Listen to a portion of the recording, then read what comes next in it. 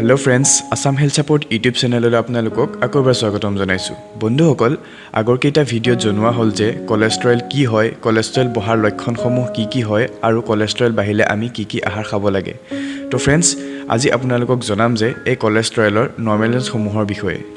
এতিয়া প্ৰথমে আহিল টোটেল কলেষ্ট্ৰৰেল। টোটেল কলেষ্ট্ৰৰেলৰ নৰ্মেল ৰেঞ্জ হৈছে 200ৰ পৰা 239। তাৰ পিছতে আহিলে LDL কলেষ্ট্ৰৰেল অৰ্থাৎ বেয়া কলেষ্ট্ৰৰেল। এই কলেষ্ট্ৰৰেলৰ নৰ্মেল ৰেঞ্জ হৈছে 130ৰ পৰা 159। আৰু তাৰ পিছতে আহিলে HDL কলেষ্ট্ৰৰেল অৰ্থাৎ ভাল কলেষ্ট্ৰৰেল। এই কলেষ্ট্ৰৰেলৰ নৰ্মেল ৰেঞ্জ হৈছে 40ৰ পৰা 50।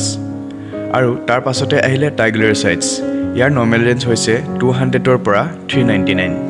তো ফ্ৰেণ্ডছ, কলেষ্ট্ৰৰেলৰ নৰ্মেল ৰেঞ্জসমূহ সকলোবোৰ লেবৰেটৰী ৰিপৰ্টতে অলপমান কম বেছি পৰিমাণে দেখা যাব পাৰে, কিয়নো লেবৰেটৰী মেচিন আৰু ৰিয়েজেণ্টৰ কোৱালিটি অনুযায়ী এইবোৰ ছেটআপ কৰা হয়।